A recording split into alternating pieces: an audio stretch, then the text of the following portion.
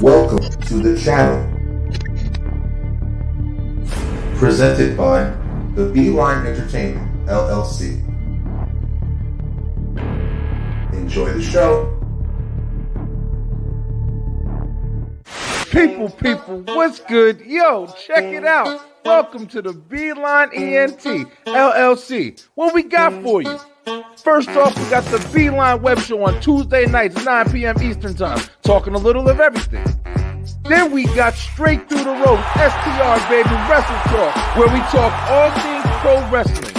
Next up, we got the Show Off Show, that's right, the Beeline ENT Entertainment. And then on Sunday nights, we going live on the line with that group panel discussion. Check us out. Follow us on Facebook, Instagram, TikTok, you name it. Head on over to YouTube and subscribe.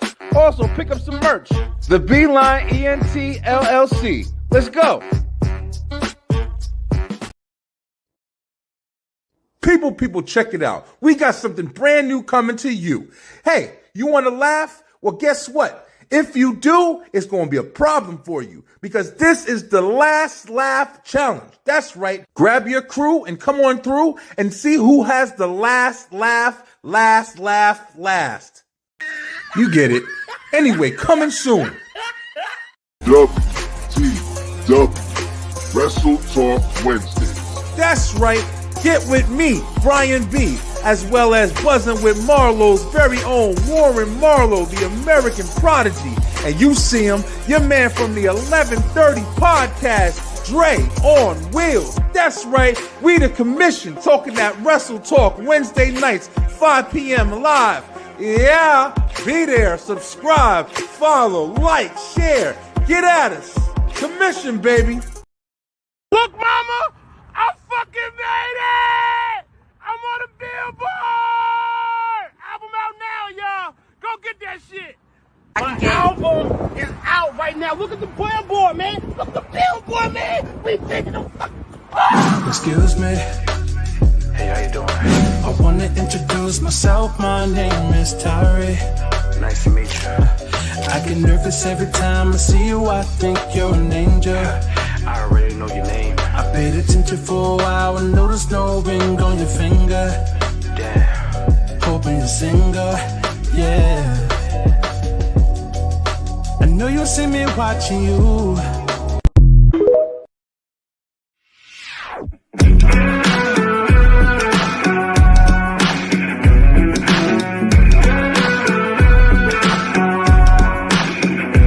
You can't tell me the deck is stacked. You can't whisper behind my back. You can't show me how the odds are up against me all day long. You can't stop me now. Can't stop me now. My feet have come too far for you. Get more W.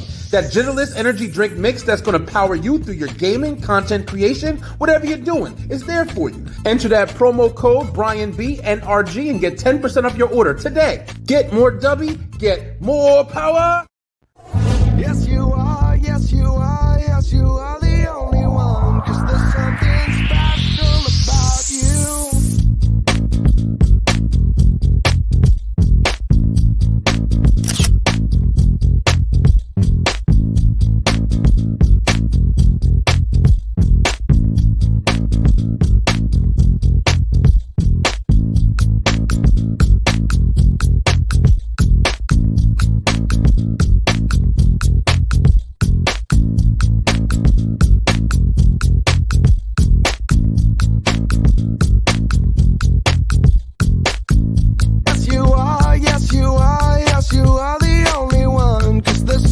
special about you.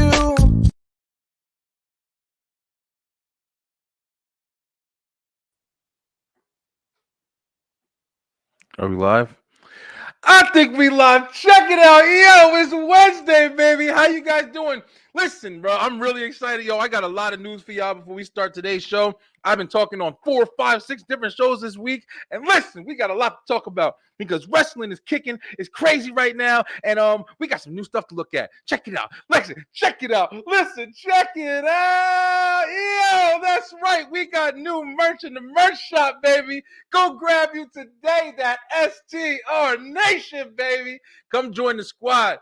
Support heavy, y'all. Hope y'all really enjoying everything that we doing here. We got a whole team. The team is growing, and I'm loving it. So definitely check out the links in the bio. I definitely have the Stuff and Things shop, and you're gonna go ahead and pick up one of these new shirts. The merch is looking crazy, man. I ordered mine already. I can't wait. I want to try to wear every shirt that's supposed to be for each show and everything like that. We're gonna be doing big things on here. Yo, big names coming out. We got somebody already jumping in there. What's up, y'all? Happy holidays, everyone on the Beeline crew. Y'all rule. Much love. Thank you so much, brother. Really appreciate you, man. Early love in the fields. But guys, hope you enjoy the shirt. It's a great shirt. We're gonna have some more products soon. Grab it for the holidays. Grab it because you love us. Grab it for whatever reason. Just grab it. Bye, yo. What's good, y'all? It is Wednesday night, and we already did that commission talks earlier because it's WTW. That's right. Listen, before we get started today, I just wanted to make a small note, like I've been saying in all of my shows so far this week. Listen, I know you all see that package that I've got loaded up every single week or whatever. That package is invested in everything that we're doing here at the Beeline Entertainment LLC. So one big thing that I'm jumping back into very heavy is the editing work. We're doing editing for people. We're doing introductions for people. We're doing parties. We're doing promotion. We're doing marketing. We're doing all of that. And we're ready to do big things, especially here with SCR, yo. It's going to be a really big transition we're going into in this new year. The Wrestletalk is going to be crazy. We're looking to get on WWE, AEW, New Japan. I'll go to Japan. I don't care. I hate planes, but I'll get on whatever. We're going to be doing a lot of big things. We got a lot to talk about tonight. And look at this, too. We got the STR First Annual Awards, y'all. We're doing big things. And I can't wait for you guys to see everything that's coming on. We're going to have our own reward show. We're going to be suited and booted and dressed. We're going to do a whole lot of different stuff. But listen, y'all, I'm amped up today. Y'all can tell y'all got a good show for me today. But before we get started, we definitely got to do one thing first. And that thing is the introduction. Let's go.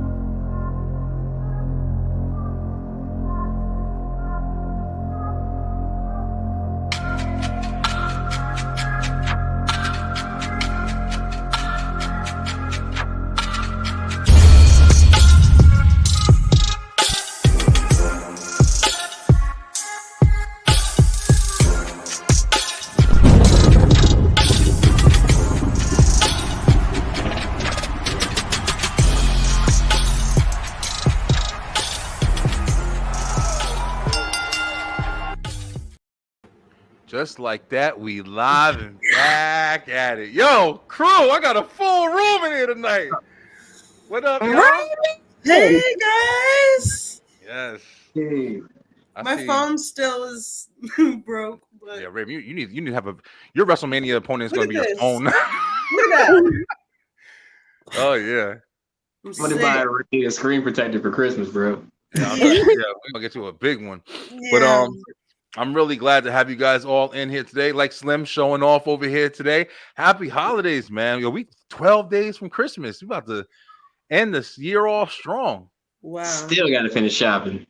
Bro, listen. I haven't even started, so I don't know what I'm about to do. It's life over here. I'm giving IOU checks this year. I bought my sister a phone in November. Right. To give it to her, so I'm not really buying nothing.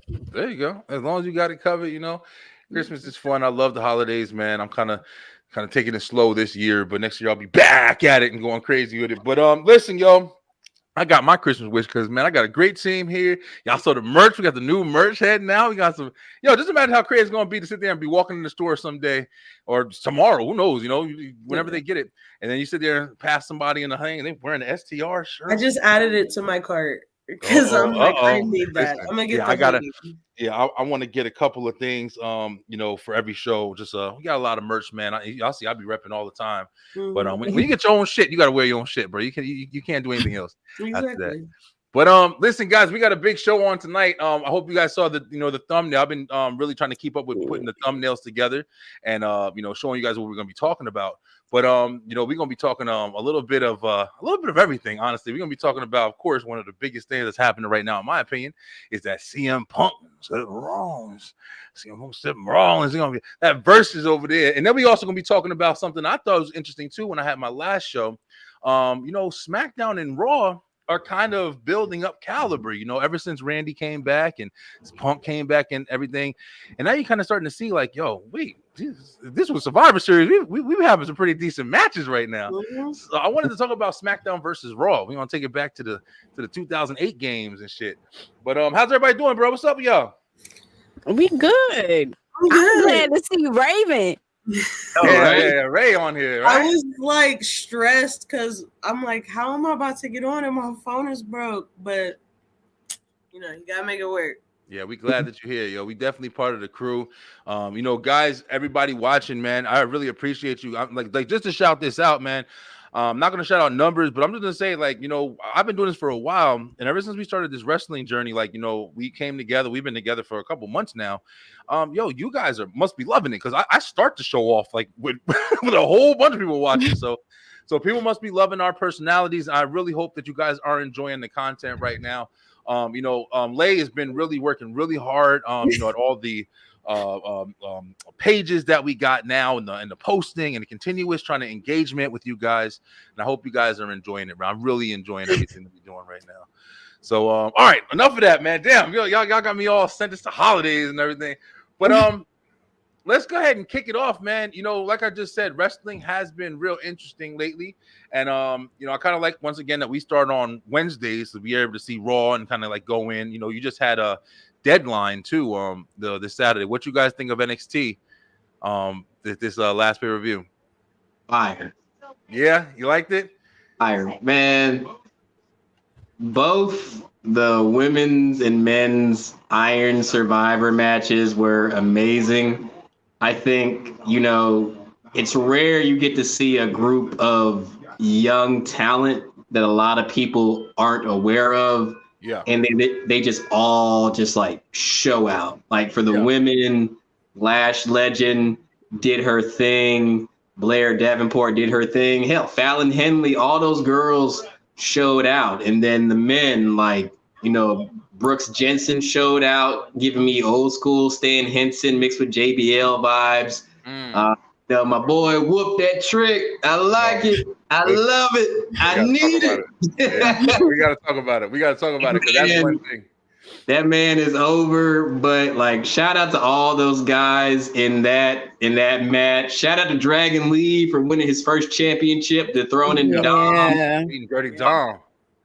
And you know what? I'm gonna play devil's advocate here. Shout out to Ilya and Baron Corbin. I know a lot of people write Baron Corbin off for a lot of shit, but they had a good match. Yeah.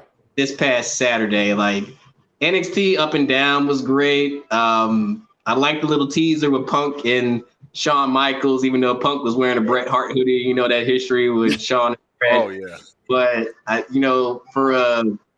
for that being basically the last show until 2024, I was heavily pleased, and it brings a lot of stuff full circle. Yeah, I did like you just said. One of the things about Baron Corbin, him going back down to NXT, I think it was the perfect option. It gave him credibility. It also gave him like establishment because he was lost in the shuffle, man. Like, and he is a talented guy, yo. It's like he really can carry a story. He pretty much carried almost everything that was thrown at him when he was on the main roster. A lot of really all over the place angles, but he's a good wrestler. Like he definitely has some entertainment about him. But yeah, I think he does get kind of a hate on him. I don't know. I know he had a lot of like drama and shit in the past or whatever. But I don't know. We'll see, man. Hopefully he keeps going forward. I did. That's the only match I actually didn't see was his match with the dude. I never say his name right, so I don't even try. Ilya. Yeah, I didn't see his match. Did he win? Did he keep the championship? Yeah, Ilya knocked him out, but it was a good match, man. Like, I think honestly, the way they're going, like Trick they could put Trick over Ilya. Like the way the momentum's swinging in Trick's favor, you know, unless it's going to be the whole thing where Trick gets the shot and right before he gets the 3, Melo shows his true colors. Like, you know, they're teasing this animosity, this jealousy between them. So it's going to be interesting, man. But, you know, I think we got to look at like Trick going from, you know, just a side character to coming into his own. Yeah. Like, you know, a lot of people get saddled in that sidekick role when somebody's a big established star already, and sometimes they don't come out of that. Yeah. Like, you know, a la Marty Jannetty and Shawn Michaels back in the day. Some of them also can't come out of it too because they don't have that star power too, though. I mean, you know, because Marty Jannetty was, I mean, he was basic, bro. Like, he was definitely a good wrestler. I loved the Rockers when I was a kid, but it was like when Shawn Michaels broke out and he super kicked his ass through that glass fucking window, man. I'm trying to tell you, there was no saving Marty Jannetty after that for me. Like, it was literally like, you know, he took over after that. Lay, how'd you feel about Deadline? Did you watch it? No, I didn't get a chance to watch it. Yeah. I am excited about Melo's match. Isn't that Friday? He's going to be fighting on SmackDown. For the U.S. title. Yeah, I'm excited for that because I like Carmelo Hayes. I'm feeling him. Yeah, he's pretty good. I think he's one to watch for sure. And Trick Williams, like Slim was saying, like the whole whoop that Trick. Listen, I was just talking about this. There's something about these guys that are coming up in the ways, and I'm happy to say, like these black characters, especially, like, you know, Swerve. We was talking about Swerve. We was talking about Lash, and we was talking about like now we're talking about Trick Williams, and their characters, bro, their demeanors and their whole personas, like, are really captivating the audience. You know what I'm saying? Like Booker T definitely, you know, is helping Trick get over with his engagement, and he's getting the crowd amped up. My boy DeAndre, he just said something really that I can really understand. Like, you know, NXT does have a way of building guys with their organic kind of engagement with them. Like they, you know, from the Bailey, remember the Bailey, I want you to be my girl and all that. Will you be my girl? It's all organic. You know what I mean? It's like, but then that shit sticks with people, and then you sitting there, you know, you singing it. Now you gotta, you know, you don't know, you just created somebody from by accident and shit. But I don't know, bro. Joey said, yo, B, I agree, man. Corbin was lost in all the craziness on main rosters. So NXT is a good move to see him thrive. Yeah, I think so. The Lone Wolf gimmick and everything was his strongest gimmick, in my opinion. And I'm glad they kind of brought that back, even though it's still kind of like a mixture of all his things. I don't see it as like the Lone Wolf when he really was the Lone Wolf at the beginning there. But Ray, did you watch it, yo? For CM Punk. Just to see him. She just quitting on. I'm gonna watch what I like and then fuck the rest. Well, Baron Corbin has me blocked on Twitter. Oh shit! What you doing? Like, it's a long story. We got time. So they have the holiday tour here in Columbus on the 26th of December last year, and me and my sister had floor seats, front row seats, and I was just like going in on Baron Corbin. And then I took it to my Twitter, and then he blocked me on Twitter. So, Baron Corbin, I'm sorry. Baron, come on the show. Come on the show and tell Ray off. Come on, we got her back.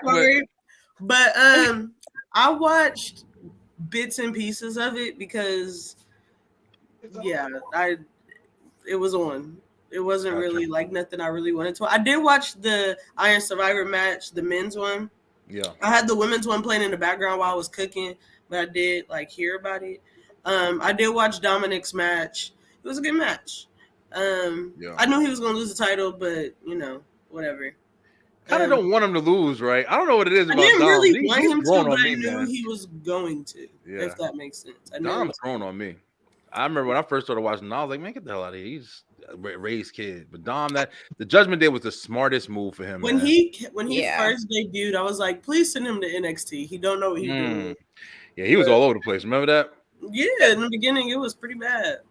I gotta think, like, a lot of people don't get the same treatment that he did. Like, you know, most people will want their kid to go down there and learn the ropes in NXT. And Ray was like, nah, I'm going to guide your hand along the main roster right here. Because Dom just essentially went to the main roster. His first his first technical singles match was with Seth.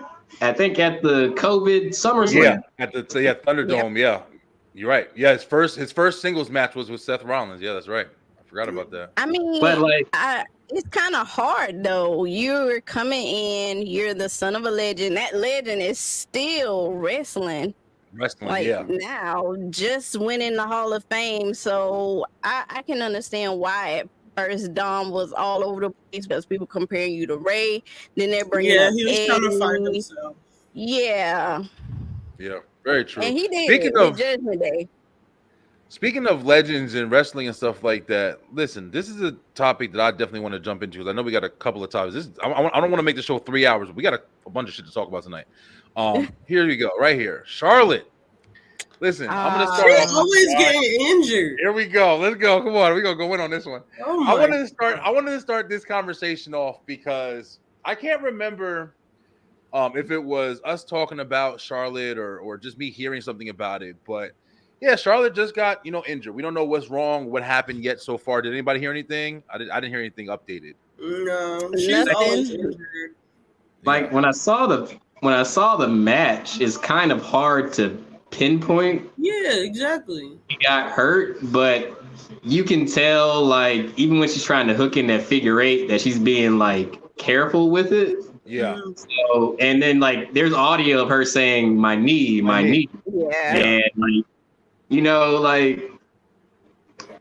it sucks because like, Charlotte's good at what she does. Yeah. And there are a lot of people who give her a lot of unnecessary hate just because of her last name. And like, my thing is though, like, say what you want about her, but she's easily probably top 3 in that division right now. Always has been. And like, okay, yeah, her last name's Flair. And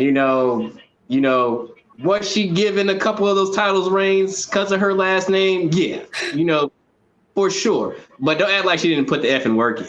No, yeah. She's a beast. Yeah. You gotta stop this narrative.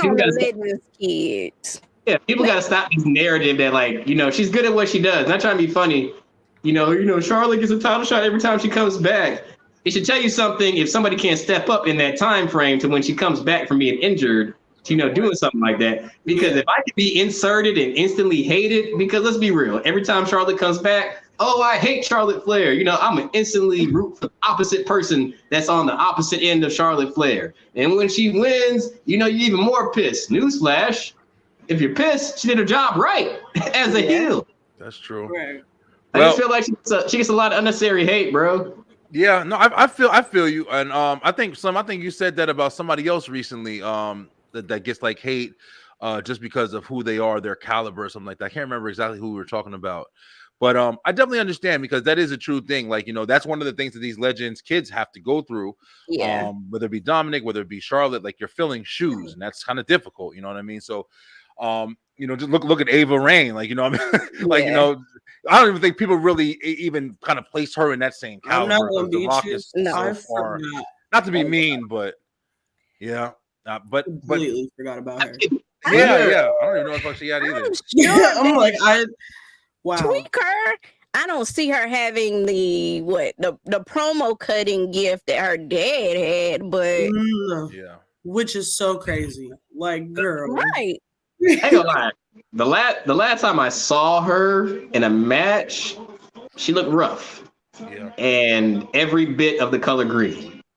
But I mean, they have transitioned her into like this Shawn Michaels assistant role, and we kind of like got to see where this goes. Because I mean, I like the stuff they were doing with Joe Gacy and the schism thing down in NXT. I kind of hate that they lost a great tag team like the Grizzled Young Veterans, because those guys are so damn good. Like, they don't get enough credit for how good they are, especially their work on the independents in the UK scene. And like Joe Gacy, gave me like gave me a little bit of Bray Wyatt vibes, just based on his character. I was thinking that same thing. I'm not gonna lie, like he did have a kind of a nice, like kind of psychopath, the strangers kind of feel with him. And I was just saying, I keep saying that shit because that's fucking 1,000 shows, but I was literally just saying the same thing. Like, that's needed in WWE right now. Like I feel that kind of dark presence, like that Undertaker or Kane or these guys always brought. And I did with the Schism or like even like Sanity, like it was like that presence. You know what I mean? Like it was just that evil or that bad guy. Darkness. I love that shit. The Brood. It was a whole bunch over the years, and we're kind of missing that in WWE right now. But I did get that from Gacy a little bit. But not to jump too far, like we were talking about with Charlotte, man, and like you said, Slim, there's that clip out where Charlotte and Asuka are up on the top rope, and it's like basically it looks like Charlotte, like pretty much falls. But I watched that shit like 50 times earlier, yo. I don't think that's where she hurt her knee. This is where I feel like she hurt her knee. Now, I don't have the exact clip, but this is what I want to talk about with Charlotte Flair, yo, because this is what I'm tired of.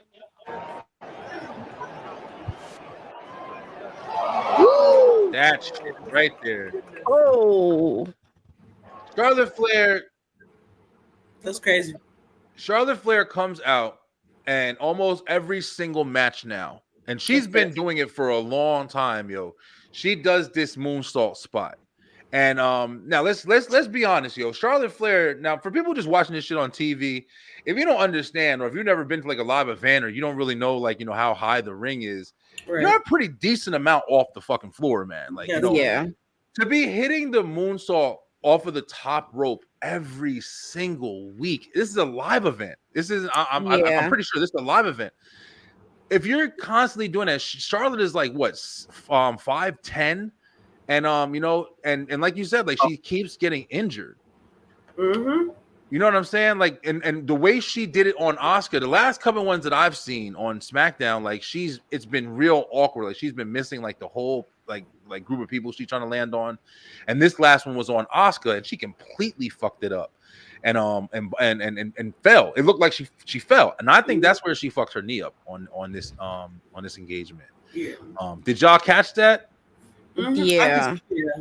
I saw it, but I was just like, like I said, it was hard for me to pinpoint it exactly, but I can see why you would say like that could be the catalyst of it.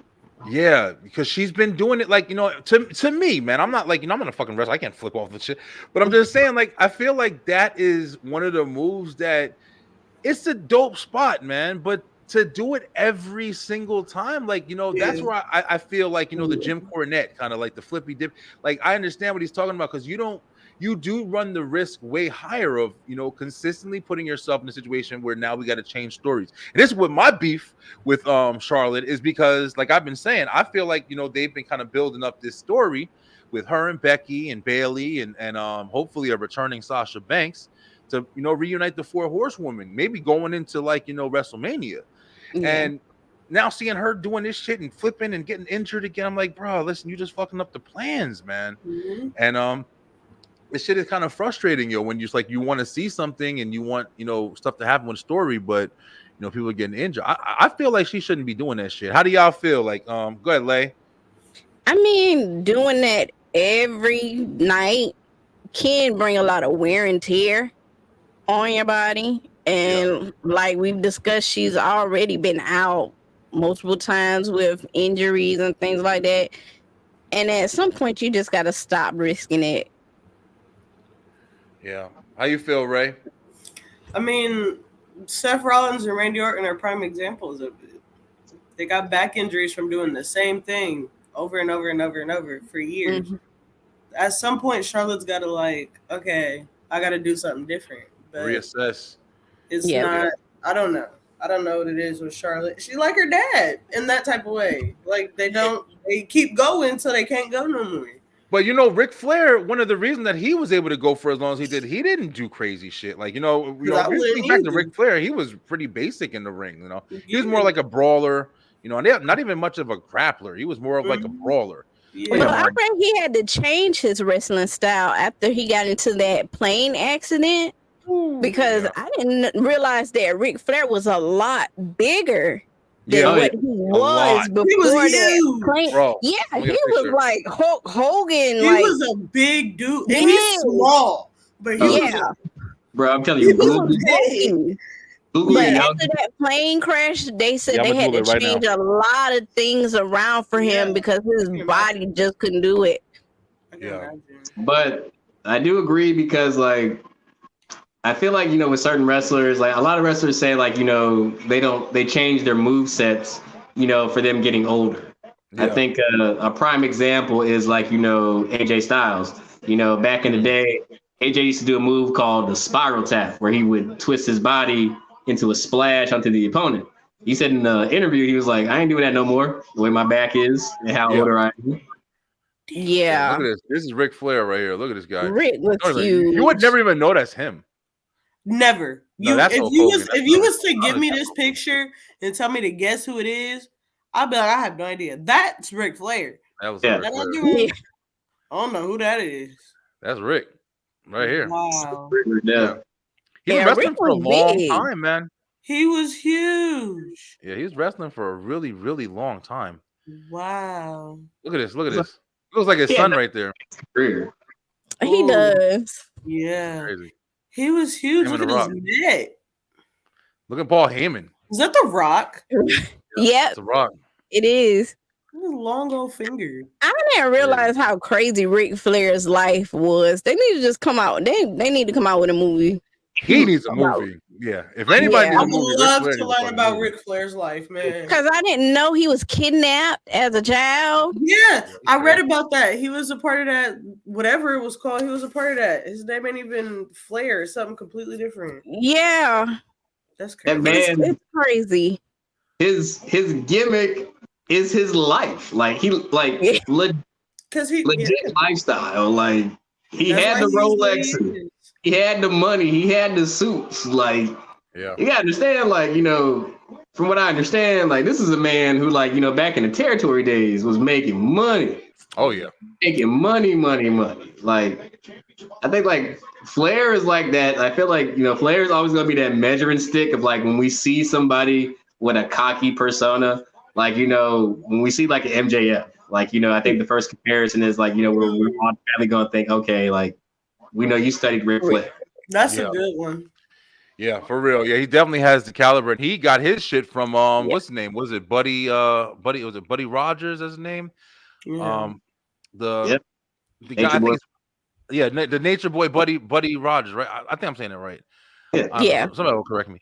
But it's been real interesting. But with Charlotte, man, like I said, my gripe is the biggest gripe I have is I was really looking forward to the reunion. And I'm just calling it like I fucking work there, but I'm pretty sure that's kind of where they were kind of going. They got kind of Becky Lynch wrapped up in the whole Nia Jax thing right now. Everybody's on a pause. It feels like, Bailey and Io Sky is like inevitable, and I definitely feel like Bailey's going to take that title from Io when they do that final match wherever they do it at. But I would love to see the 4 horsewomen go up against the the Damage Control or whatever they decide to call them. I don't think they're going to keep calling themselves Damage Control when they do break out or whatever. But Ryan, you nailed it. It was Buddy Rogers. Okay, perfect. But yeah, man. So that was the one thing with Charlotte Flair. Let's go ahead and get into one of the biggest things we're gonna have a conversation about tonight. Yo, listen, let's talk about one of the, I would say, in my history of watching wrestling, one of the best organic, natural promos that I've ever seen in wrestling so far, and that's between these two guys right here, CM Punk versus Seth freaking Rollins. What up, y'all? All right, we're gonna round table it. We're gonna run because I know everybody probably got a lot to say. Let's go ahead and start backwards. Let's start with Raven. Raven, we all know who you love here, but who you got? Let's start off. Who you got and why? Let's go ahead and go there. Who you got and why? You got Rollins or you got Punk? But like I'm kind of biased with it. Okay, go ahead. Tell us why. Okay, well, I mean, for me, I like them both. I love Seth Rollins and I love CM Punk. They're both great wrestlers. They're great at what they do. When it comes to Seth, I'm not going to lie. They do be lowballing him in matches real bad. Like with those 3 Cody matches, he shouldn't have lost all 3 of those matches. Okay. So I don't really know how they're gonna do this because I don't want them to do CM Punk how they did Cody, where as soon as Cody came back, Cody was winning everything. Yeah. And I don't want them to do that to CM Punk. I want them to kind of humble him a little bit and let him lose to Rollins, because I feel like if he loses to Rollins, like I said, it's gonna humble him. And then Rollins is gonna have this, I beat him. And he gonna prove everybody right about how he feels about Punk. Yeah. And that's just how it's gonna go. But the biased side of me, CM Punk. Got it. Just because you're a fan. Yeah. Okay. I got you. Slim, how you feeling, bro? I know you got a lot to say on this topic right here. Sign the contract now.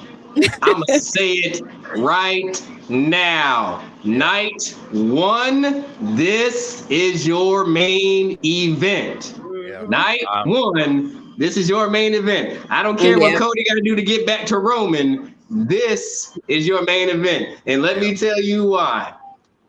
There's a lot of people in wrestling that can do a stare down. Look at that stare down between CM Punk and Seth Rollins. You ain't got to say a word. You can see everybody in that crowd wants that real shit. Hate. Rollins face. And then honestly, when Seth said, "Look, I ain't meant to know words, bro. I hate you." I felt that. I felt it. I felt all that. It was deep. I felt all of that.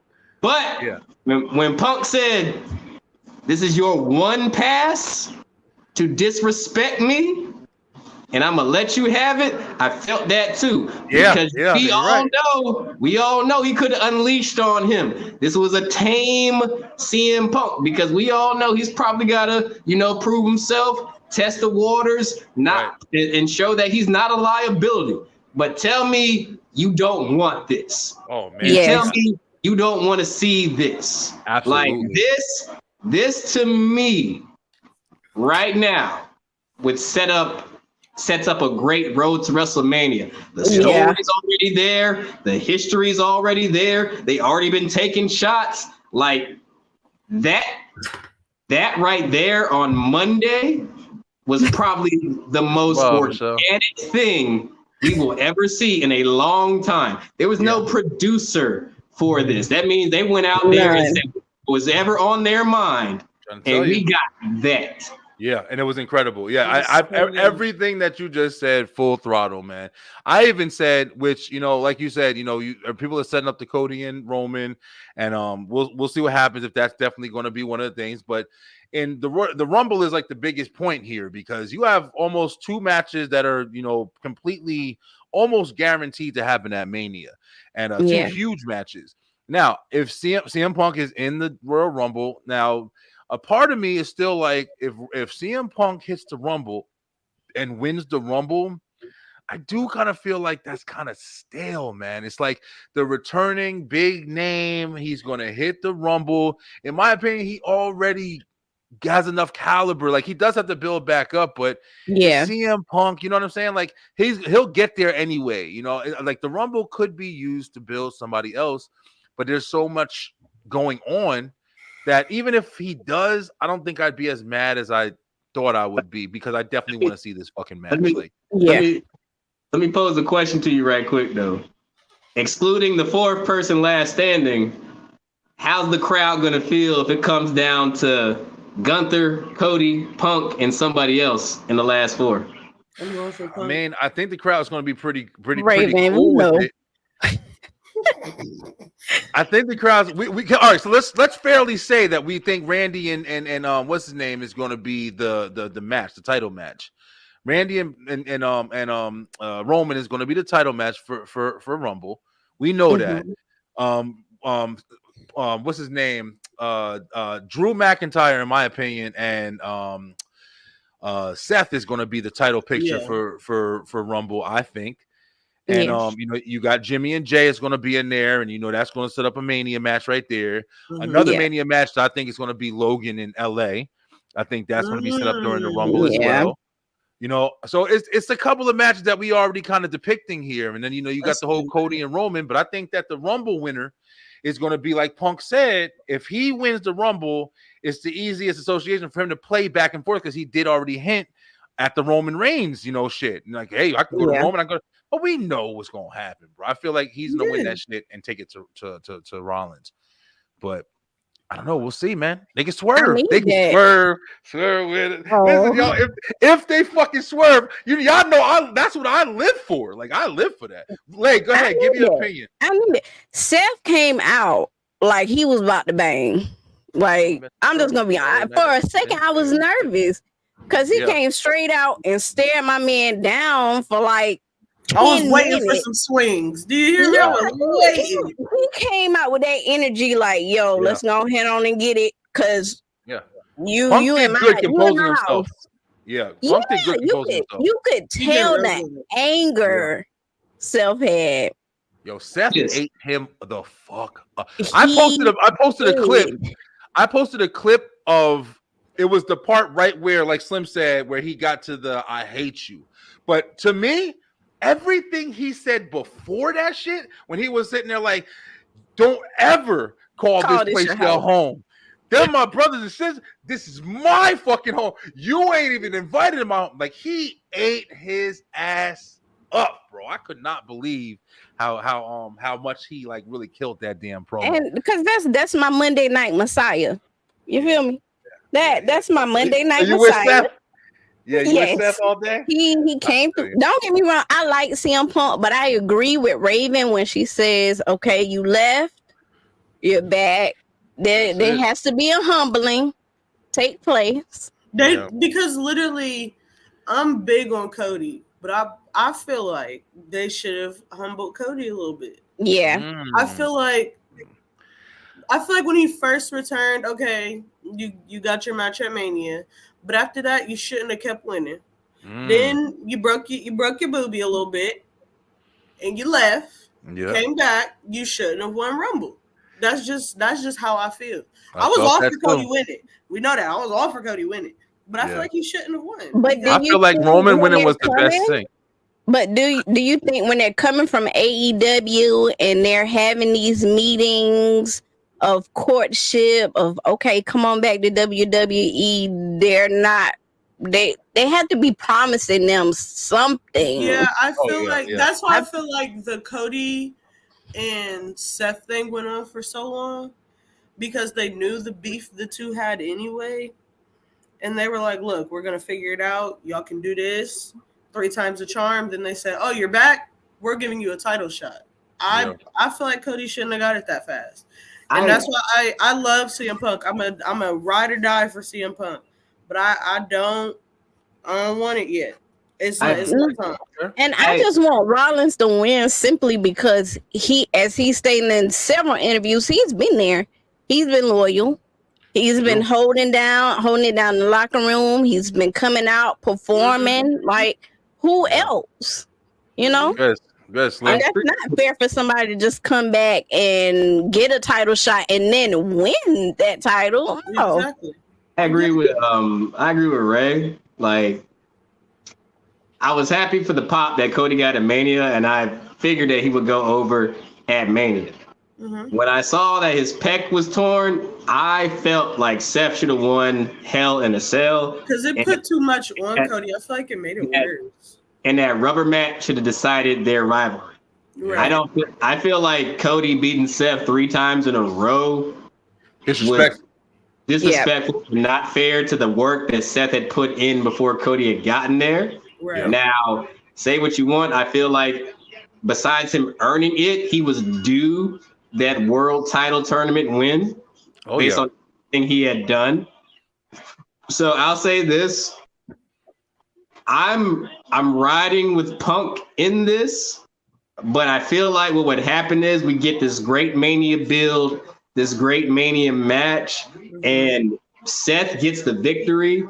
But at the end of the match, we hopefully get a CM Punk Seth Rollins handshake and saying, "You're good, you know, that type of shit." Heel turn. Fuck that handshake. Heel turn. Won't blow his ass. Slim, I want him to bang, and I want him to go to a grudge match after that shit. I do too. I don't know how much The one thing that I thought about when I wanted to talk about this right here, Rollins is one of the greatest of this. Yeah, he really is, man. He really is one of the greatest. You know, he's definitely a legendary superstar at this point. But the one thing that I was thinking about was how the crowd was flipping on Seth, man. Like you guys all just said, like Seth has been the workhorse of WWE, you know, for the last fucking 10 years, man. Like, you know, he's had his injuries. He's been out a couple times. Not that many if you think about it. Seth hasn't been going for that long. That the ACL or whatever he tore that one time was the longest. Then he came back. After that, I can't remember when he was out that long. But you know, with his back injury, everything, he's been holding down the fort, man. That's why I thought he was the one that should have clearly, you know, dethroned Roman. But then that never happened, and they said, and then they just gave him another fucking title. So I was like, all right, well, at least they did that. But now with CM Punk back and him and Rollins going at it, I think that the feud is phenomenal. First off, because it's got some real heat to it, it's genuine, and it's not redone. Like, you know, I don't even remember. I know that CM Punk has something to do with the whole Shield and everything like that. He's the one reason why they're together, and it's got history. And I think that they can have a phenomenal match building this shit up from here. Like, you don't even got to let them really touch each other. Like, CM Punk can do other stuff. Y'all saw CM Punk supposed to be going up against, I think, Dom in his first live appearance at the end of the month. It's in the Garden. Oh, it's at the Garden. Oh, I didn't hear that. Yeah. So that's phenomenal as well. But we'll see, man, because Punk is still, you know, Punk should have a couple of matches here and there. Something else that somebody said recently, like, you know, AEW was over there workhorsing his ass and, you know, having him go against like the Darby Allins and letting him do like the little, I'm gonna, you know, put the smaller guy over, whatever. I think Punk should be on some legendary shit and be like, hey, I'm gonna wrestle. When I wrestle, it's gonna be a big fucking deal. Like most of these feel like a special attraction. Yeah, like a Brock Lesnar type dude, man. He's earned it at this point. But question, do you like the idea of champs tagging against their number one contenders at the pre-minis PLE like has been done? So you mean no, if it's what I think you mean, if you mean the champs going up against the tag team that's challenging them. Yeah, it was like not for the title, before the title. Remember when Bianca and Asuka teamed up together?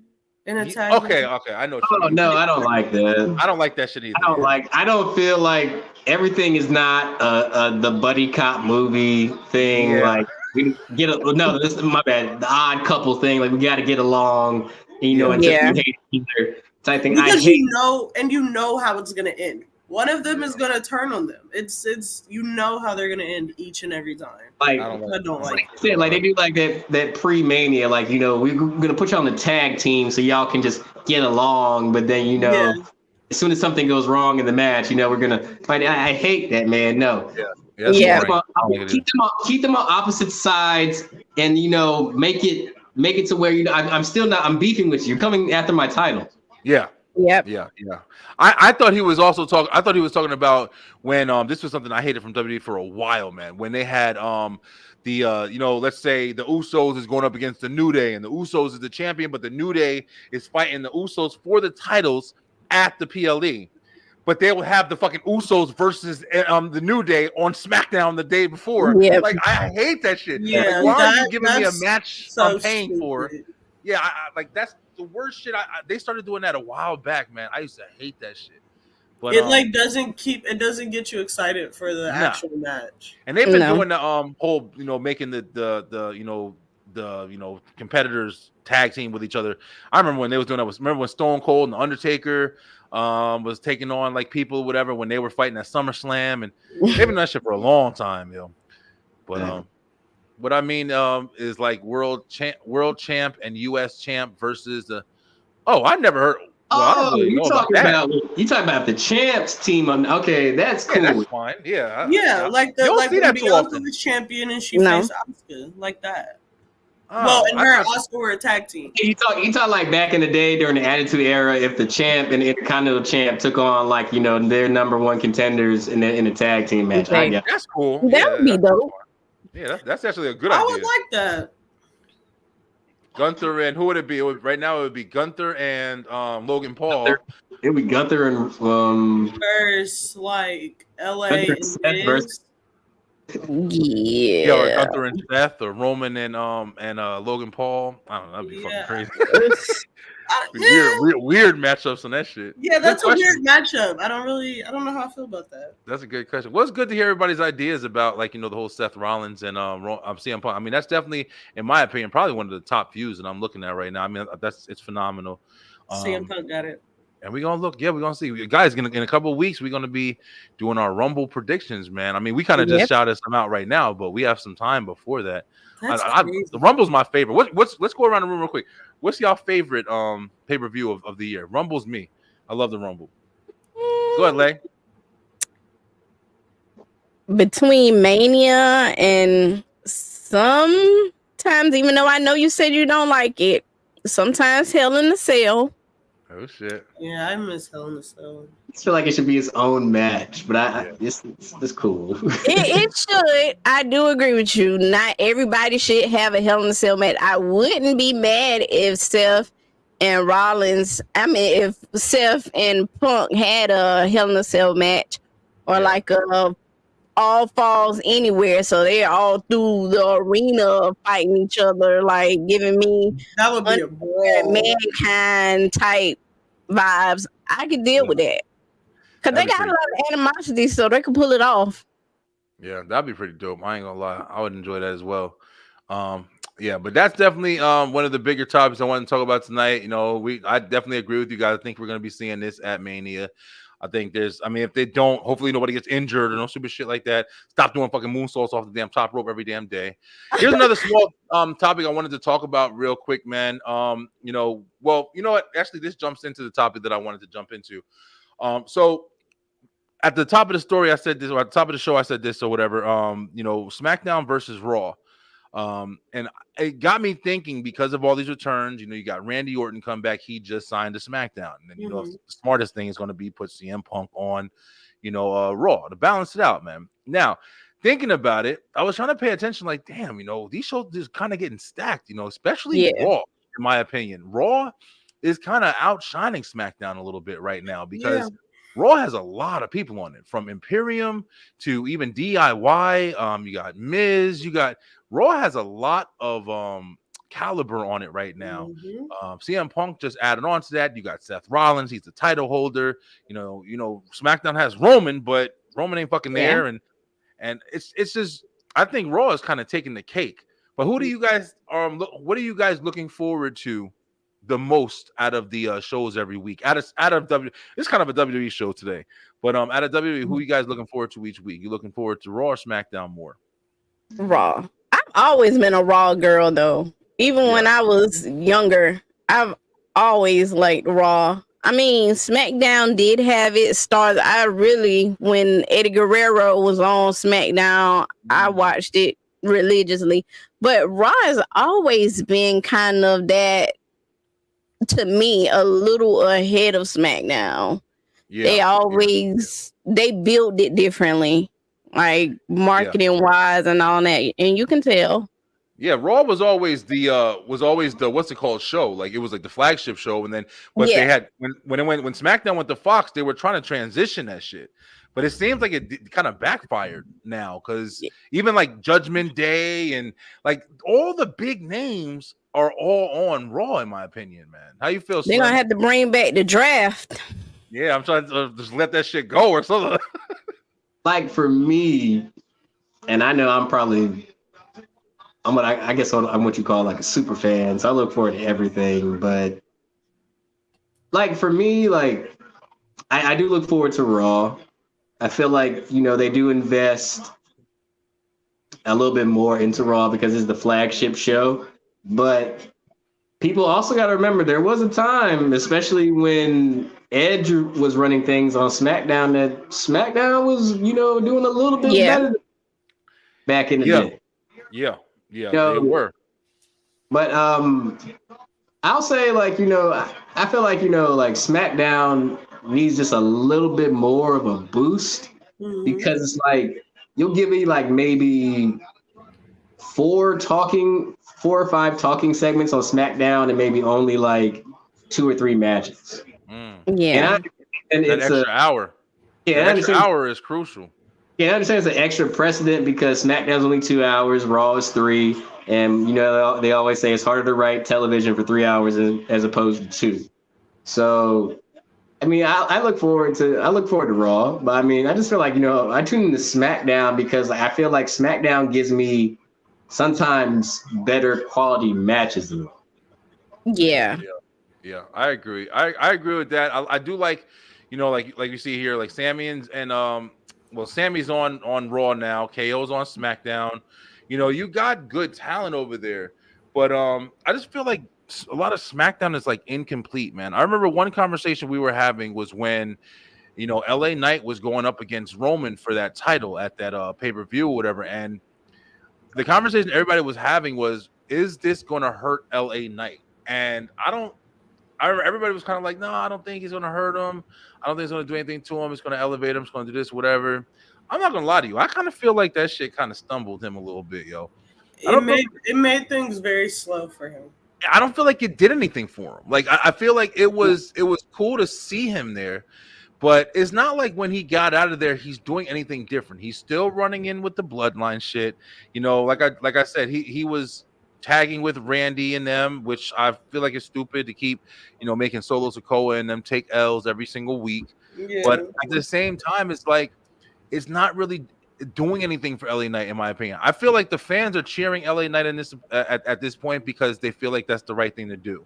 I'm not saying he did anything wrong, but I feel like they were cheering him, so they're cheering him. But he hasn't done anything significant recently. Right. So I don't know, man. How do you guys feel? Like with SmackDown, I feel like their star power is not hitting hard. SmackDown, I say, was the best when Paul Heyman was behind the scenes doing a lot of that writing, because I didn't know he helped come up with the whole draft situation, so he could so he could get talent, because he was the one that took a chance on Eddie Guerrero. Apparently, they didn't want him at the time on SmackDown. They didn't think he was going to be good. So when Paul Heyman had that kind of background, which he needs to go ahead and get inducted in the Hall of Fame, because there's no doubt. There's no he's doubt. Phenomenal. If ECW had the money that WWE had, Paul Heyman would be lit. Yeah, I mean, Paul Heyman is definitely an influential character in almost all of the stars that from The Undertaker to Stone Cold. I mean, Paul Heyman has been, behind the scenes for the longest time and in the limelight as well, holding that big ass Paul E. Dangerously with the big ass cell phone and a suit and the little freaking mullet cut. Yeah, Paul Heyman is a legend in the industry forever. He will definitely be in the Hall of Fame. He'd be perfect to do it in Philly, man. Yeah. Did you see that return to Philly he had with ECW or in that wrestling promotion? You just see him, he was in the ring. He almost cried. He almost started to cry. Yeah, it was recent. Damn, I wish I had the damn video. But it was at a wrestling promotion. He came out. He stood in the middle of the ring, and they started chanting ECW and thank you, Paul. He got super emotional, man. That was his shit, man. One of the greatest things in wrestling history. ECW was crazy. Paul Heyman, some people just have a gift for writing and coming up with creative ideas, and Paul Heyman is behind the camera, in front of the camera. Paul Heyman is just a creative. Like, you can't knock him. You can't deny it. A lot of people will say, and I'm agreeing, it's like him in the Bloodline storyline made it that more interesting. Definitely. Him also being with Roman Reigns was interesting. Like, I remember that SmackDown when Roman said that's not a prediction. And they pan the camera and it's like Paul Heyman with him for the first time. So this is like he gets it. Like he's a genius. Paul, if you're out there, please ever grace us with your presence on SD card, please. I would love that shit. You're a genius, man. We love you. Yeah, much love to Paul Heyman for sure. Like, I remember watching ECW for the first time, and I was like, "Who the f is Sabu? Who is Raven? Who is this guy Taz choking out everybody? Why are these men in tie-dye shirts and overalls and glasses putting people through tables, the Dudley Boys. Like, you know, he had an eye for talent, man. Yeah, there's so many people that you didn't even know, like Chris Benoit, Chris Jericho. All of those guys were in ECW at one point, man. It's a whole fucking environment that a lot of people talk about, just the extreme nature of ECW, but you don't remember all the talent that came from there. Cactus Jack and all those guys were all involved in there at one point. Tommy Dreamer, Lita too. Lita, I tripped out when I saw Lita was up in there. New Jack. Yeah. My boy. Me and Slim had a deep conversation about New Jack. Oh gosh, he wouldn't have made it. Yeah, he was crazy as shit. In real life. New Jack was a real one. Yeah, New Jack was crazy in real life. Devin put a stamp on it for real. But let's go, Ray. So are you looking at SmackDown or Raw right now more than anything? I've always been big on Raw. I used to watch SmackDown a lot as a kid because, you know, I grew up with John Cena. So John Cena on SmackDown when I was a kid was the best thing ever. So, but now I like Raw more. I feel like we get more time with Raw, and that's what makes Raw kind of better, since, you know, they are the 3 hours. I feel like we do get a lot more time with Raw, more matches, more promos. When SmackDown is either you're going to get a lot of promos and like 2 matches, or you're going to get a bunch of matches and like one promos. Yeah, that's a good point. You all have kind of said that, talking about that right now. That is a really good point. Weird with like SmackDown, it's a hit or miss with SmackDown. Definitely. One Friday it's a good SmackDown, the next Friday it's like, okay. But do you think that's because of the superstars that are on it though? Yeah. I think them getting Randy was kind of a good idea. What you doing, it was getting slow. It was getting very, very slow on SmackDown. Wasn't a big fan of it for a little bit, but they got Randy, so I guess. Good. Yeah, and Roman will be back Friday, so. And then he'll be gone for like 4 months, and then he'll come back. Don't do my man. Don't do Roman, okay? Oh, here we go. Let's go, Slim. He don't never want to clock in for work, man. Don't do Roman. Man, I feel like he got some stuff going on. Hopefully, because you know, with that leukemia and stuff, your body. That's what I've been thinking. I'm like, is he good? Yeah, that's what I was thinking, because your body, even in remission, can still go through a lot. Definitely. And guys, remember, man, I've been saying this to people a lot, man. I know that Roman has kind of been on hiatus this year, you know, but we talking, he's been dominant for 3 years, man. He needs a break. Yeah, he deserves this break right here, man. He's been holding it down through the COVID shit, Hell in a Cell with Jey Uso. You know, had Extreme Rules with a mask on during COVID. I'm trying to tell you, during COVID, walking through the crowd with a mask on. He's been putting in his work, yo. Man. Let him have his time with his family. But I get it. The thing is, when you got that title strapped around your waist, man, that's all it is. Shit. You be wanting to see the title. Yeah, people ain't trying to hear that shit. But yeah, I am excited to see Roman come back on Friday. Yes. I think that the Bloodline needs him, because the Bloodline is in utter chaos. They're in shambles. Chaos, man, and that's something I'm looking forward to talking about on, like, you know, the award show, because you know, it's definitely, I would say it's definitely got to be in the running as, you know, top faction of the year, without a doubt. But guys, listen, it's been a really good show. We got SmackDown versus Raw. I like you guys are saying, I would say Raw 2. You got fucking Judgment Day, you got, you know, Imperium, you got even like, you know, factions like Chad Gable in them. Alpha Academy. It's all entertaining. You feel me? It's like, there's so much engagement on Raw. There is. Rhea, you got, I mean, it's just so much, man. And then you have, because EO and them, they cool, but it's not as exciting as, you know, even Bianca. Bianca's. So man. I was just about to say that. I feel like her going to SmackDown was not the best thing for her. Yeah. It's slow over there. She needs to be back on Raw. Because you don't hear about Bianca as much as you would when she's on Raw. No. Honestly, don't even really see her. She's kind of an afterthought on SmackDown. I'm not gonna lie. It's true, right, Slim? Yeah, see, we all agree that shit. I mean, we're gonna see what happens. I mean, I think that her and Io were gonna fight for the title, which I don't even know how many times they fought already. It's the same shit. Like there's nobody else. Nobody else. They don't have anybody over there. I'm gonna say this, and I love Bianca, but to me, it's almost gotten a little stale. Really? Like, look at the tail end of her like title reign. It wasn't really that interesting. She's only going back and forth between, I think, like maybe 2 people. Yeah, for real. You're absolutely right.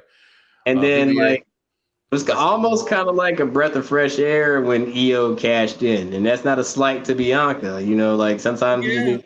Shake it up.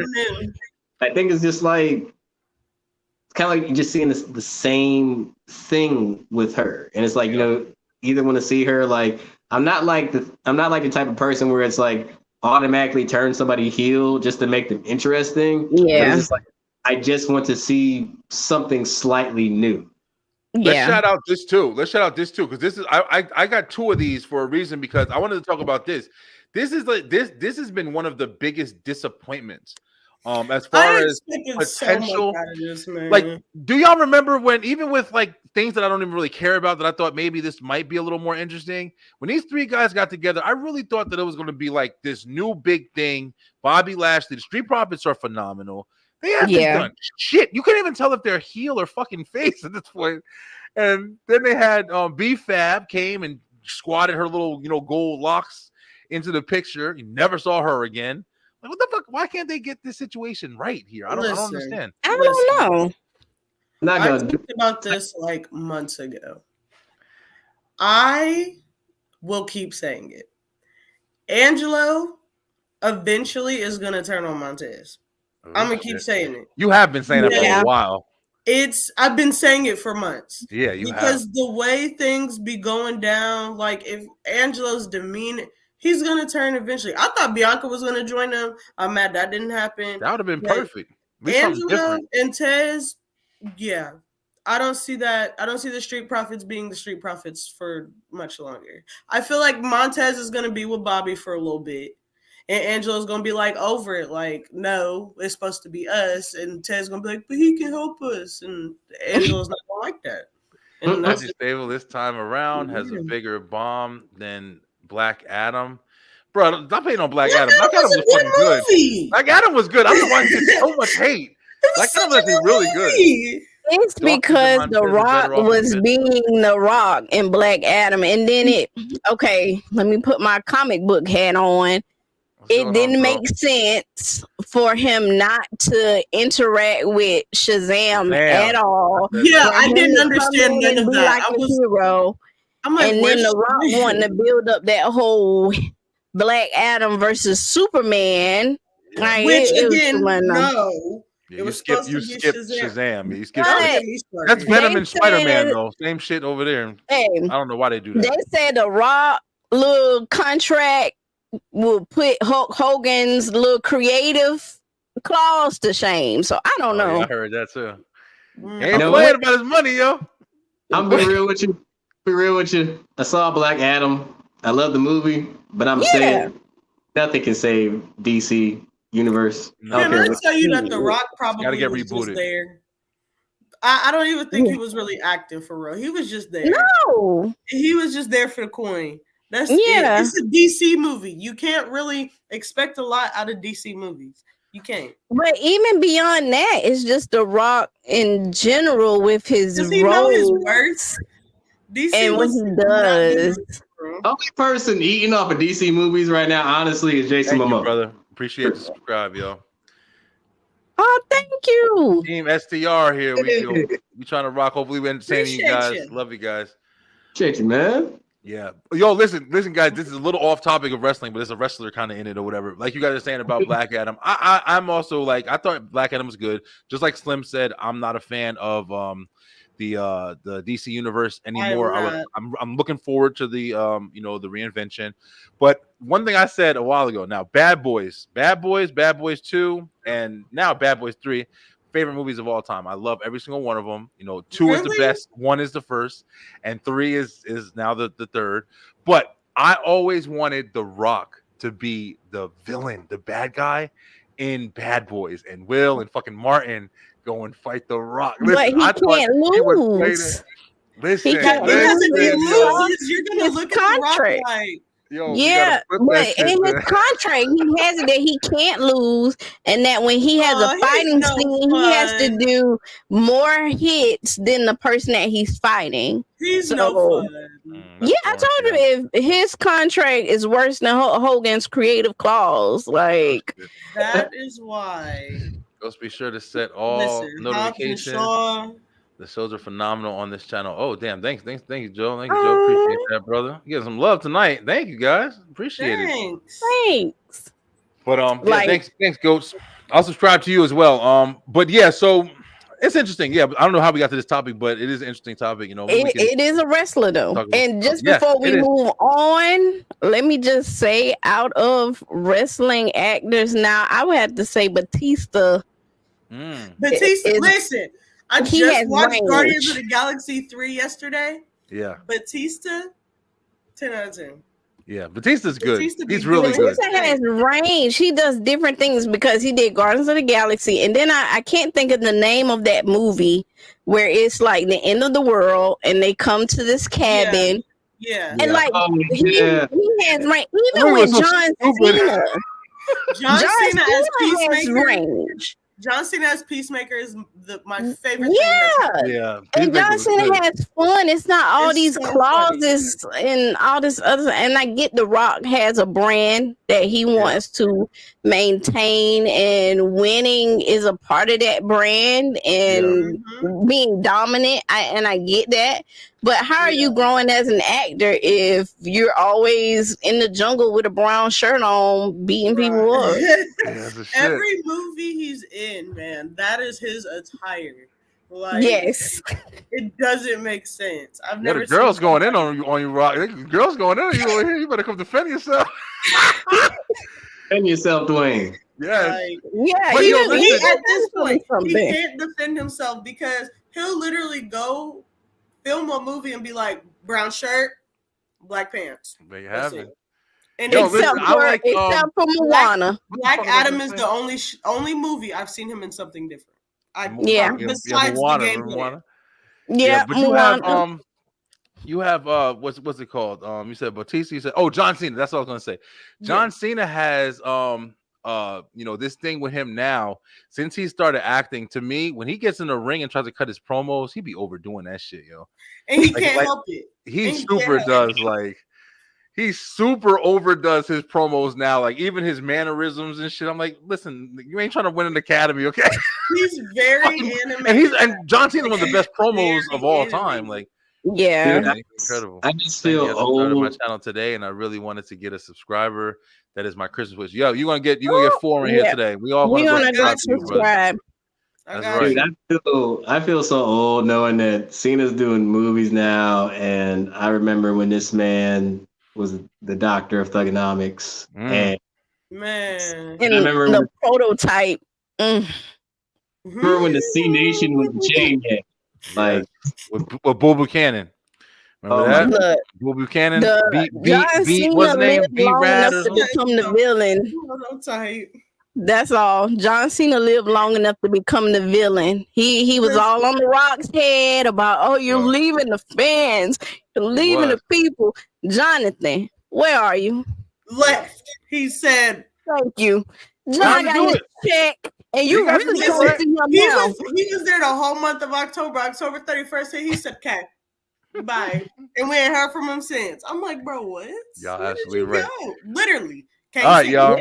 This has been a good conversation. I really enjoyed this little sideline right here. But yo, listen, so I didn't upload the pic, but I know Lay, you actually had a really interesting. I was looking for the Slammeroonie, bro. Honestly, the Slammeroonie, I couldn't find the clip, but the Slammeroonie was, if everybody watched Deadline for NXT, there was a spot. Now, what's her name?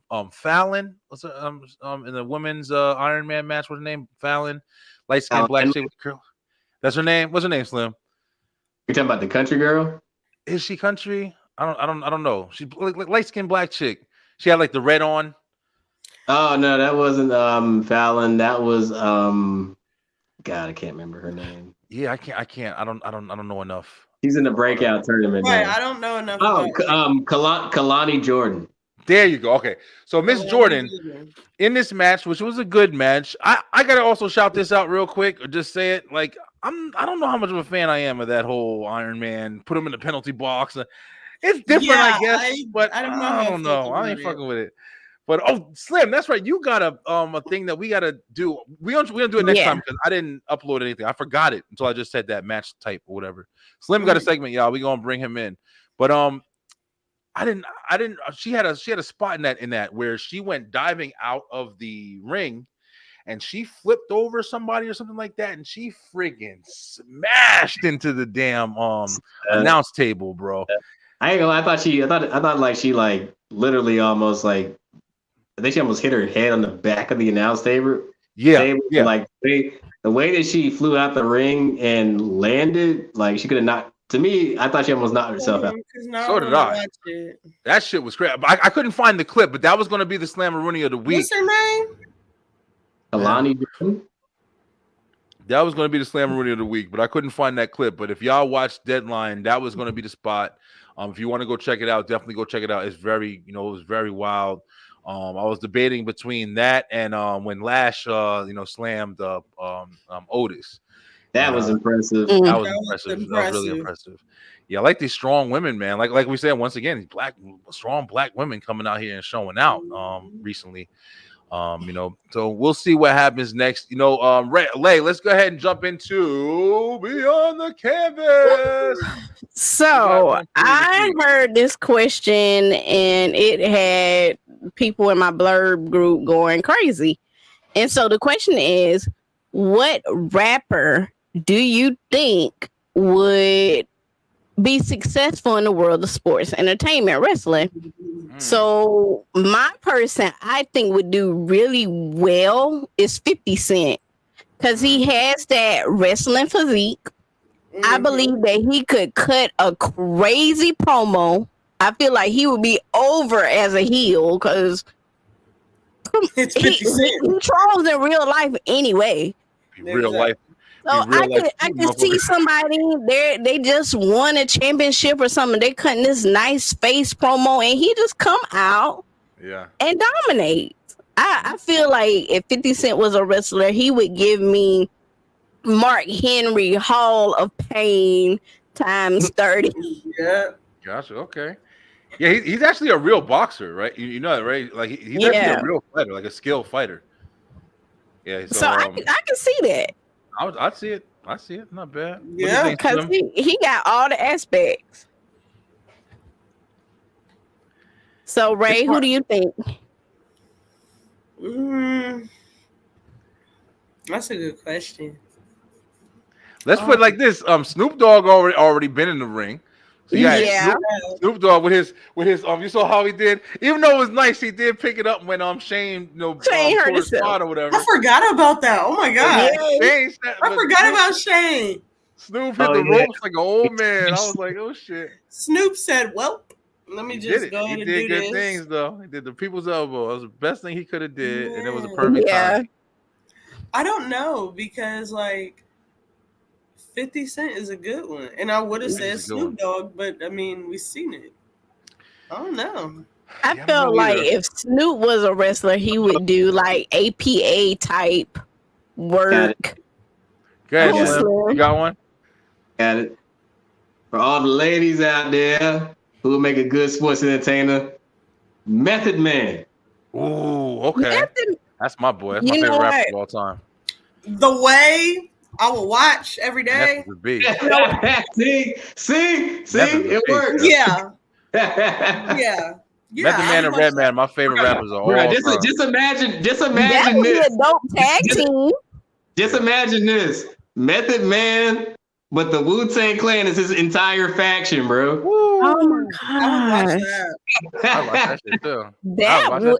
Because I used to play that game, the whole Wu-Tang Clan game that they had. So you talking about the Wu-Tang Clan, or you talking about Def Jam Vendetta? And no, the Wu-Tang Clan there in the video game. Damn, I forgot about that. They had a game, and I love that.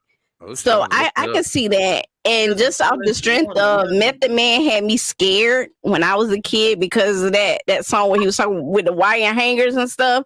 So if he come out cutting promos like that, and Wu-Tang could give us like that supernatural type feel too that the WWE is missing. Yeah, that'd be dope. That's actually a pretty good one right there. That was a good call. They could give us that. I would say if I was to just kind of say a character who would be interesting, I'm gonna shout her out. It's not like my type of entertainment really, but I think that she would be engaging. I'll say Cardi B. I say Cardi B jump in there and get on the mic and talk shit. I mean, I definitely think she would flourish. Cut a mean promo. Yeah, I think she flourished on that. I think it would be cool. I see that. Good one. Yeah. So Ray, you're the only one left. Who you got? You gotta give us one. I don't know because who is there to pick? Yeah, that's what I was kind of thinking about. Who the hell is around? Like, who I would put Ice Cube for real. Ice Cube, okay. Because he would probably be real good at promos. Yeah. I could see that. I could see Ice Cube doing that. And he would be breaking out from the NWA faction. That would be dope. That would be dope. Some of the names that I've seen people mention in the comments, I know they talked about Jay-Z. They felt like he would be like a good manager type. Oh, definitely. Like a Paul Heyman type vibe.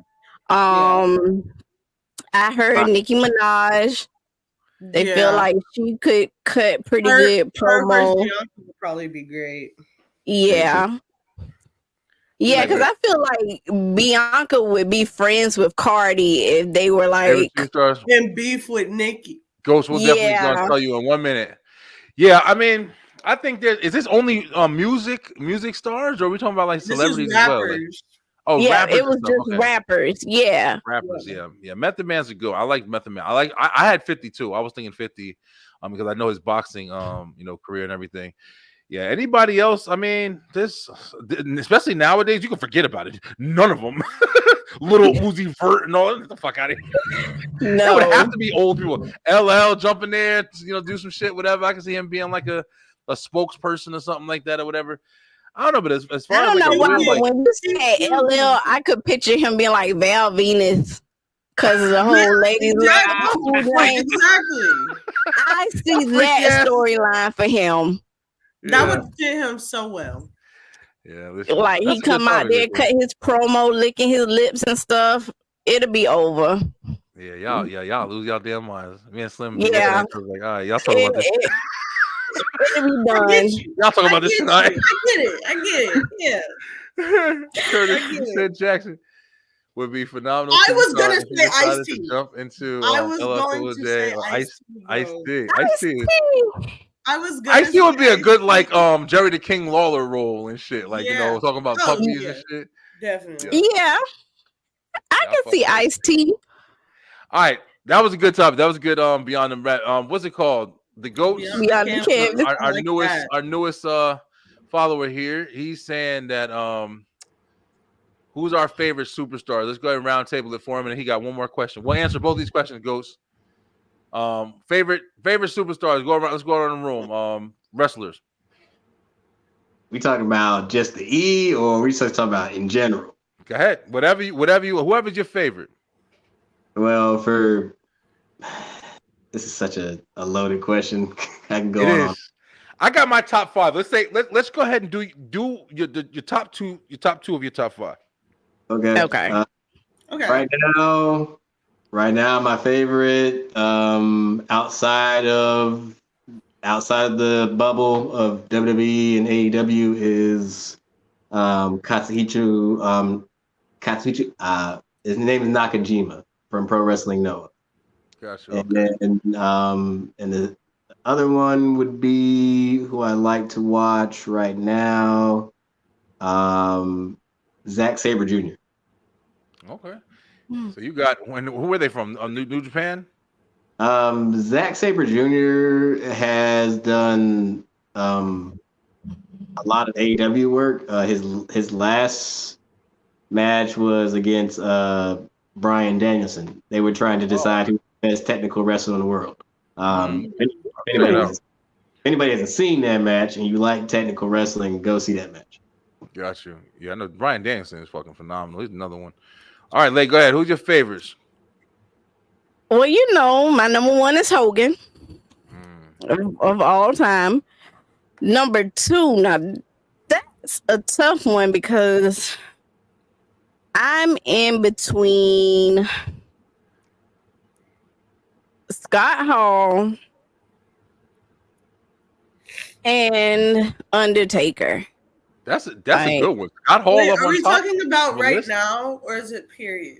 If you want to give right now, I'll give right now as well. Okay. Now, I would say Roman for sure, and Seth is my two. Okay, what you got, Ray? CM Punk. CM Punk. CM Punk. Right. Well, right now it's CM Punk and Cody. That's just what it is. Yeah, but if Cody. I'm talking like all time, then I mean it's kind of controversial, I guess. I like Chris Benoit as a kid. I did. Okay. Yeah. And, that's one you don't hear about too often. Yeah. Chris Benoit and Eddie Guerrero were two of my favorite as a kid. Yes.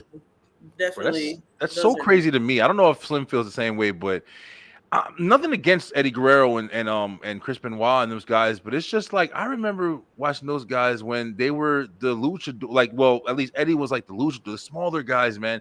They had phenomenal matches, but it's just like they were never big names until WWE like kind of like gave them the ability to hold the fucking titles. But at one point, Eddie had the fucking WWE championship and Chris Benoit had the world championship, and you never would have thought that watching them guys fucking 10 years ago from that space. Yeah. Not from WCW. They reached that caliber. I mean, if we're gonna kick the damn door in, fuck it. I mean, that ending to WrestleMania is probably one of the best endings I've ever seen. When they hugged and shit, and it was emotional wise when Chris Benoit hugs Eddie Guerrero at the end of the night and the confetti is falling because they both such a great picture. It's a great thing, and it's a damn shame it's erased from history for what reason. But that's still, to me, one of the best damn WrestleMania moments ever. Like, people forget, like, that fucking triple threat match between Benoit, Michaels, and Triple H was phenomenal. Yeah. Good as hell. And it's a damn shame you just can't talk about it for this obvious reasons. Yeah, it is sad, and everything that happened, of course, also is sad too. But it's like, it is unfortunate we did lose, like, such a big part of history of wrestling that we love. I mean, and it's like, we were actually talking about this on a different show that I have or whatever, and we were talking about, like, people like R. Kelly and all the shit with Diddy that's coming out now, and you grew up listening to these guys, and this is part of your fucking your nostalgia, is part of your childhood, whatever. Right. And then some people are like, well, no, I don't accept that as my life anymore, or whatever. But it's like I can't unknow it. You know what I mean? Like, I know that there's other bad shit, but you can't just like I can't unknow it, man. I can't remember the fucking Chris Benoit and Kurt Angle matches. The difference though is like the people that you're talking about. Even when we talk about wrestling, a lot of the stuff that they done was behind the scenes, swept under the rug. So you didn't know them as that. You knew them as what you knew them as. Chris Benoit did what Chris Benoit did. He was great in the ring. Yeah.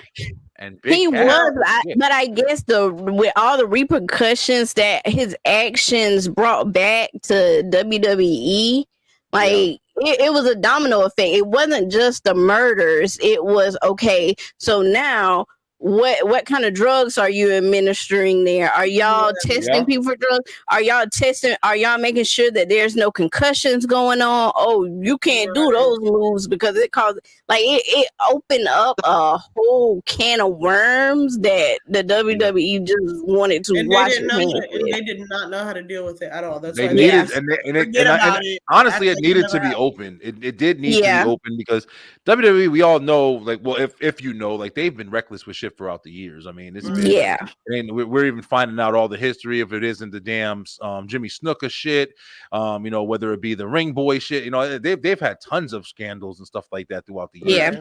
So I mean, it's just one thing after another, but the Chris Benoit events did definitely open up, you know, more doors in the realm of concussion, discussion, even with football and stuff like that. What's his name? Angel Martinez, whatever his name was, and whatever his name is, Anthony Martinez. All the shit that he had and killed his girlfriend or beat up his girl, whatever. I mean, you're taking consistent headshots. You see a guy like Mick Foley, and you say, "How the fuck did you make it?" Because, but it's like, everybody's different. Everybody's different. People aren't the same, and you get a couple of screws loose in the wrong way, and then you never know what the fuck that shit's gonna rattle. Yeah. So it's interesting. My favorite of all time is definitely Stone Cold and The Rock. I don't even gotta think about it. It's fucking number 5, my top 5. Undertaker, what is it? Stone Cold, The Rock, Undertaker, Triple H, and Kane are my top 5. Out of today, I would definitely say I do like Roman. I don't think Roman's my favorite. It would be a toss-up between Seth and Roman as far as just I love the Shield. Definitely one of my favorite factions of all time. And anybody else, I mean, it's hard, bro, because I like a lot of people. Triple H. Triple H, yeah, Triple H is that's definitely and Edge. I would add Edge to mine because I don't know who else would be now. I grew up in the early 2000s, so Edge was a big thing for me. I'd have to double it up and say the Usos because Usos are my boys, bro. I'm a big Shawn Michaels fan. Be real with you. Yeah, Shawn too, definitely. Yeah, Shawn's definitely up there. Yeah. Shawn's up there.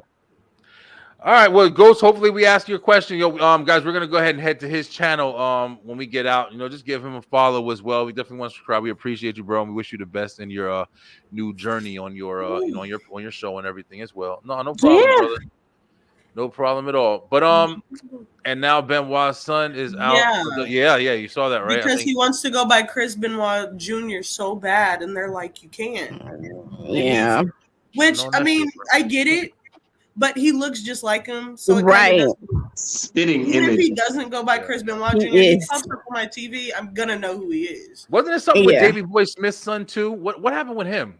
British Bulldog's son. Because they were doing something too, but they kept having issues with WWE. Yeah, I don't know what happened, but I remember that. Yeah, I don't know. I'm gonna have to look into that one. But yeah, the Benoit's son, I remember that when he did that interview where he was like, I'll go by Chris Benoit Jr. They're not gonna let you. No, you won't, honey. They're not gonna let you. But even if they don't, again, he's a spitting image. It's you're gonna look at him and be like, oh, cool. So okay. Like I know whose son that is. That's interesting, man. You see, we're seeing we're actually starting to see like the next generation. If you look at even Jimmy and Jay's his son is starting to get older. I forgot one of them was talking about somebody getting into wrestling or somebody else was recently somebody's kids was starting Triple H and Stephanie's daughter. Was it them? Their daughter is training too. I do know that. I know they have a bunch of people like Brock's son is too. Like, damn. Maybe it was. And you saw, did you see Shane's son too? Shane's son who looks just like Vince McMahon and shit. Yeah. And you're talking about he would like to get in the business. Yeah. Imagine that. Triple H and Stephanie's daughter and Shane's son. Imagine that. I would love to see it, man. We're gonna see it. That'd be good. Listen, STR Nation, listen, guys, we really appreciate you guys. Thank you guys for rocking with us all night. We're literally, I keep saying it because I don't know if anybody else can see it on the page or whatever, but we literally have had a solid number of people watching us throughout this entire show. And it's happening every single week. We are definitely growing, and I am so in love with this whole process. The progression has been phenomenal. We're going to have more and more stuff for you guys and engagement for you guys each week. Like we stated, the STR annual awards, recap awards for the year of 2023 is going to be on the 27th. It's going to be the last week of December, the last Wednesday of December. And we're going to recap some of the nominations on there. Is Heel of the Year. We got Babyface of the Year. We have Faction of the Year. We have Storyline of the Year. It's going to be a lot of great discussions. I'm going to be hard at work. And definitely having a lot of clips and stuff for you as well, because I want to play a lot of different shit. A lot of stuff happened in, even the beginning of the year. We're gonna recap, and you're gonna be like, "Oh shit, I thought that was 2 years ago." That's how it always goes. These years. Yeah, it's gonna confuse my whole brain. I'm gonna be yeah. But we'll talk about some AEW as well. We'll talk about some other things. Slim's our right hand man when it comes to main event Slim and shit. I gotta come up with some names and shit. But he's our right hand man when it comes to even outside of the E. And we're gonna have a lot of fun. Thank you guys so much. Anybody got everything to say in closing tonight? Damn, I'm getting tongue tied. Super hard. No, I don't think so. Well, no, it's just another great show. CM Punk is back. Let's just talk about that. There you go. Well, for anybody watching for Friday, Ring of Honor Final Battle will be at, I think pre-show is 7:30. A lot of interesting matches. Ring of Honor focuses on more of the purity of wrestling, but it's also like the stars you see in AEW. Yeah. Also, again, we're about 3 weeks out. Wrestle Kingdom, New Japan's own form of WrestleMania for our fans who don't know.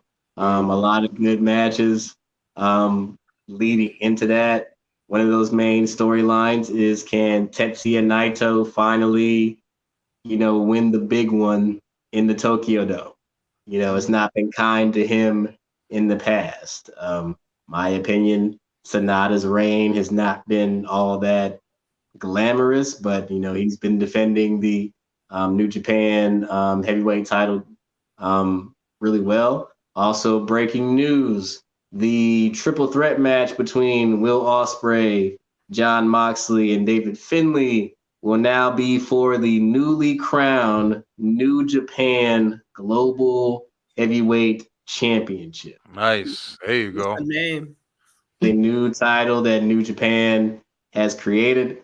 A lot of fans outside the bubble are pretty pissed because they just wanted them to bring back their version of the Intercontinental title. I am one in agreement of it, because the New Japan Intercontinental title was a very, very beautiful design belt. But sometimes new titles are good, and this I feel like this three-way is more so to get David Finlay over. For our listeners that don't know, David Finlay is the current leader of Bullet Club, his own version, which he has taken over, and reorganized, revamped it with a bunch of youth. So I'm not a fan of it, because I have seen AJ Styles and Kenny Omega and Finn Balor lead Bullet Club. So it's like trying to redo NWO or some shit. Like, it'll be really hard. I'm kind of spoiled. I still love Bullet Club, but no, this is no knock on David Finlay. He's a great talent. He's Finlay's kid. So this will be a good one. And also one of my favorite matches I can't wait to look forward to is Hiromu Takahashi versus El Desperado for the IWGP Junior Heavyweight Championship. To simplify it in layman's terms, it's almost like their light heavyweight title, or essentially you can think about like an X Division or a cruiserweight type style title, because they're going to go really, really fast and hit a lot of crazy moves. Hiromu is known as the ticking time bomb. That should give you insight on how crazy he is. And El Desperado is basically like his number one rival / nemesis in New Japan. So they're going to put on a good show. But I'm excited. We got a lot of, and also we got a lot of good shows here in North Carolina coming up. Sting's retirement match. We're almost down in the Carolina areas. It's a great time. It's a great time to be a wrestling fan, man.